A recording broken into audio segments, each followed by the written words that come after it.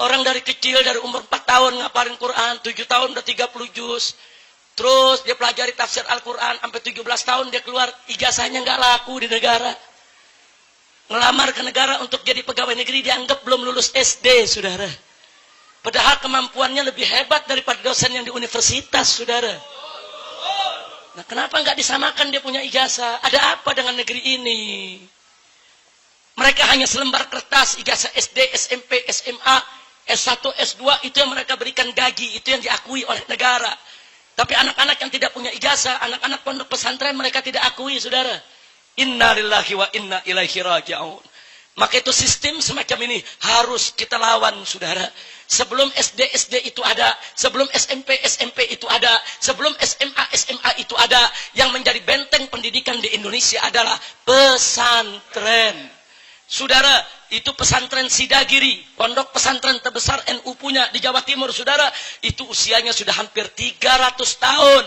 Belum lagi pondok-pondok pesantren yang lainnya, saudara. Nggak main-main usia pondok-pondok pesantren tersebut. Itu menjadi benteng-benteng perlawanan kita. Dulu anak-anak kita dididik di sana, dijaga imannya, dijaga akhlaknya, dijaga syariatnya. Mereka lawan itu para penjajah, saudara. SD belum ada, SMP belum ada, SMA belum ada, universitas belum ada. Pesantren-pesantren yang berjuang mendidik masyarakat, mendidik umat, saudara, bahkan menjadi benteng daripada akidah umat Islam, saudara. Enggak sampai di situ saja, menjadi pos-pos perlawanan terhadap penjajah. Takbir. Berarti jasa pesantren besar tidak? Jasa pesantren besar tidak? Jasa pesantren besar tidak? Takbir. Lah kok sekarang ijazahnya nggak diakui? Ada apa ini negeri, saudara? Oh, kalau mau diakui harus ikut ujian negara dulu. Mereka sudah ada sebelum negara ada, saudara. Jangan dibulak-balik. Negara Indonesia belum lahir, belum merdeka, pesantren sudah ada, saudara. Kenapa sekarang ijazah pesantren kok nggak dihargai? Mau jadi pegawai negeri nggak bisa, mau jadi tentara nggak bisa, mau melanjutkan kuliah ke perguruan tinggi negeri nggak bisa. Ada apa? Mestinya pemerintah memberikan persamaan dengan pendidikan pesantren. Termasuk madrasah-madrasah saat ini, saudara, ijazahnya nggak diakui. Kita kan punya madrasah diniyah, saudara. Orang mestinya madrasah diniyah diakui. Orang lulusan madrasah diniyah samakan dengan lulusan SD. Kan lulusan SD bisa ke SMP. Kenapa lulusan madrasah diniyah nggak bisa ke SMP? Kok dianak dirikan, saudara? Ada apa?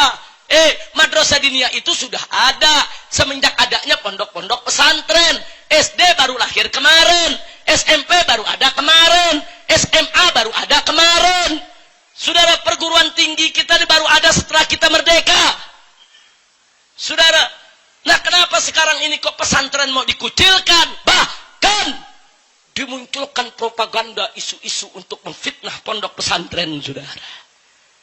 Satu, saudara, sekarang disebarluaskan di tengah masyarakat, apa mereka bilang? Mau ngapain masuk pondok pesantren? Masa depannya suram. Ada gak yang ngomong begitu? Ada gak yang ngomong begitu? Untuk apa itu kalimat diungkapkan? Supaya anak Indonesia nggak pesantren lagi, saudara.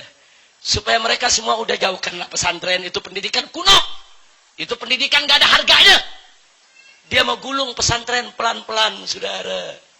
Siapa bilang masa depan pesantren itu suram? Saudara, para pahlawan kita itu lulusan pesantren semua. Saudara, Panglima Besar Jenderal Sudirman yang mendirikan Tentara Nasional Indonesia itu ustadz di madrasah di Yogyakarta, saudara, lulusan pesantren. Kalau nggak ada Sudirman, lulusan pesantren yang mendirikan TNI, tentara sama polisi sampai saat ini belum ada, saudara. Jadi mesti kita tahu, saudara, lahirnya Republik ini dari mana? Dari perut pesantren, dari perut kiai, dari perut ulama, saudara. Anda jangan pikir Pancasila itu yang buat Bung Karno, saudara.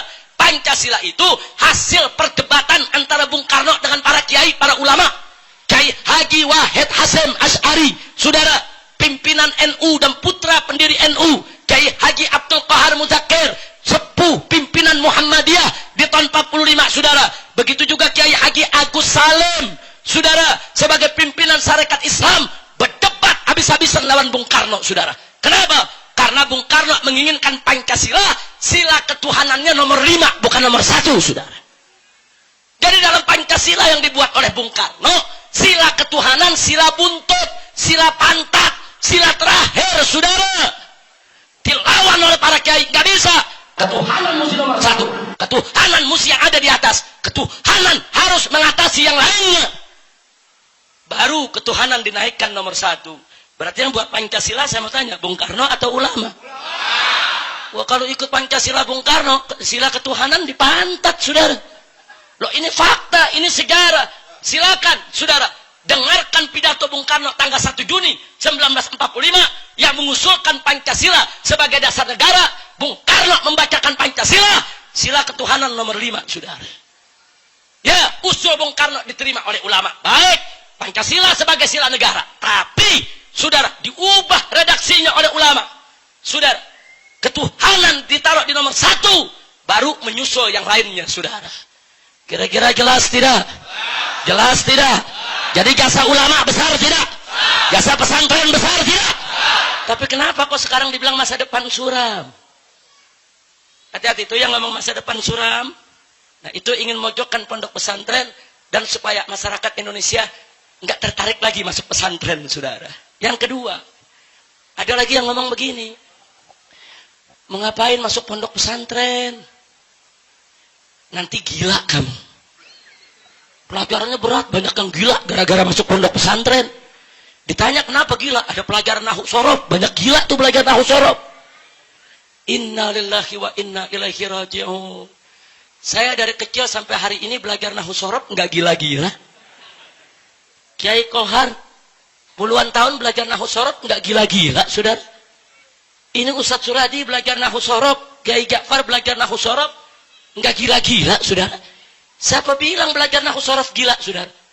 Kalau ada orang masuk pesantren gila, ya emang udah dari sononya ada gejala gila. Jangan nyalahin pesantren, saudara. Siapa bilang belajar nahwu gila, belajar sorof gila? Fitnah, bohong, dusta. Pelajaran nahwu sorof itu adalah pelajaran tata bahasa Arab. Sebagaimana orang belajar bahasa Inggris, tentu ada grammarnya. Sebagaimana orang belajar bahasa Jerman, tentu ada grammarnya. Orang belajar bahasa Arab juga ada grammarnya. Siapa bilang gila, saudara? Bohong. Masya Allah. Ada lagi yang ketiga. Kesian orang di pesantren. Ditanya kenapa kesian? Itu kan anak pesantren, anak buangan. Ngomongnya begitu, saudara. Jadi ada anak bandel, orang tuanya sekolahin di sono sini nggak bisa, buang pondok pesantren. Jadi pesantren dianggap apa, saudara? Tempat buangan. Saudara, akhirnya apa? Banyak anak-anak kita nggak mau masuk pesantren. Kalau dia masuk pesantren, dia merasa dia dibuang oleh orang tuanya. Dia masuk pesantren, dia merasa, saudara, orang tuanya nggak sayang sama dia. Berapa banyak anak-anak zaman sekarang, dia menolak masuk pesantren, saudara. Ibu bapaknya sudah ngotot masukin dia pesantren, dia nggak mau. Dia merasa dia dibuang karena dia terpengaruh dengan suara-suara di luar sana, saudara. Siapa bilang ke pesantren dibuang, saudara? Orang-orang tua yang tahu diri, saudara. Dia paham dirinya tidak bisa mendidik anaknya. Dia tahu tantangan zaman ini begitu berat. Dia khawatir kalau anaknya akan rusak, anaknya akan tersesat jalan. Kemudian dia titipkan ke pesantren untuk dididik. Itu namanya orang tua bertanggung jawab. Itu namanya orang tua tahu diri. Itu namanya orang tua sayang kepada anak. Bukan anak dibuang, tapi anak ingin diselamatkan. Betul? Takbir. Berarti orang tua yang masukkan anak ke pondok pesantren bagus tidak? Bagus tidak? Ada lagi sekarang lebih kejam lagi. Awas, jangan masuk pesantren. Kenapa? Sarang teroris. Disebut sarang teroris, saudara. Sampai-sampai ada kepala kepolisian di Cimahi beberapa tahun yang lalu mendatangi pondok-pondok pesantren minta sidik jari, saudara. Nah, kenapa minta sidik jari, saudara? Karena kalau besok di Cimahi ada peledakan, yang pertama kali dicari, ya sidik jari santri dulu. Inna lillahi wa inna ilaihi raji'un. Anda tahu gara-gara fitnah tersebut, saudara, berapa banyak orang tua narik anaknya dari pondok pesantren, saudara. Nah, kau keluar saja. Lebih baik kau sekolah SMP, kau sekolah SMA, kau aman. Ini pesantren sedang disorot, pesantren ini sedang dituduh sebagai sarang teroris. Nanti kau terlibat, nanti kau akhirnya kena hukuman. Lebih baik kau keluar supaya kau tidak kena getahnya. Berapa banyak Berapa ribu anak-anak kaum muslimin ditarik dari pondok-pondok pesantren akibat fitnah ketidahat tersebut, saudara. Masya Allah. Oh, ada lagi sekarang, saudara. Ada usulan SD, SMP, SMA belajarnya sampai sore saja. Kelihatannya bagus. Alasannya nanti kurikulumnya terpadu, pelajaran agamanya di sekolah saja. Saudara, sejak kapan sekolah-sekolah negeri memberikan kurikulum pelajaran agama yang cukup buat anak-anaknya? Sejak kapan? Jangan tergiur dulu, saudara. Anda tahu, kalau SD, SMP, SMA belajar sampai sore, madrasah diniyah tutup semua, saudara. Hati-hati, saudara. Hati-hati. Selama ini anak-anak kita pagi dia sekolah di SD, zuhur dia pulang, habis sholat zuhur, makan siang, nanti jam 2 dia masuk madrasah diniyah. Dia dididik bagaimana mengaji, dia dididik bagaimana berwudu, dia dididik bagaimana untuk menjalankan agamanya. Sampai sore, full dia belajar agama, saudara. Tapi kalau belajar sekolah negeri, dari pagi sampai sore, madrasah diniyah tutup semua, siapa yang jamin sekolah negeri akan didik pelajaran agama anak-anak kita? Yang udah aja sekarang yang ada anak-anak SD, SMP, SMA pada tawuran, saudara. Betul? Betul? Yang ada sekarang aja anak SMP, SMA, anak gadis udah banyak bunting, saudara, di luar nikah. Betul? Jadi siapa yang jamin sekolah negeri mau didik agama anak-anak kita? Madrasah diniyah itu, saudara, ustadz-ustadz yang ada di kampung itu, saudara, itu yang selama ini menjaga pelajaran agama anak kita. Hati-hati dengan usulan-usulan semacam itu, saudara. Kelihatannya bagus, kelihatannya hebat, kelihatannya menjanjikan, tapi hati-hati kalau nanti anak-anak kita dijauhkan dari agama, saudara. Wallahu subhanahu wa ta'ala qala, wa minan nasi man yu'jibuka qawluhu fil hayatid dunya wa yushidullaha ala ma fi qalbihi wa huwa aladul khisam.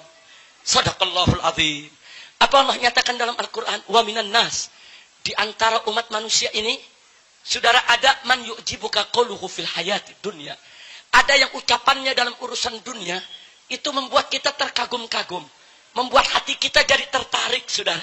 Oh, bicaranya hebat, bicaranya manis, kelihatannya orang pintar, kelihatannya menjanjikan, dia punya program, saudara. Bahkan wa yushidullaha ala ma fi qalbi, dia berani mempersaksikan isi hatinya kepada Allah Subhanahu wa taala, saudara. Dia berani bersumpah kalau dia benar, dia pakai nama agama hanya untuk menipu umat. Tapi apa selanjutnya Allah nyatakan? Wa huwa aladul qisam. Padahal orang tersebut aladul qisam, penentangannya sangat keras terhadap Islam, penentangannya sangat keras terhadap Allah dan Rasulnya.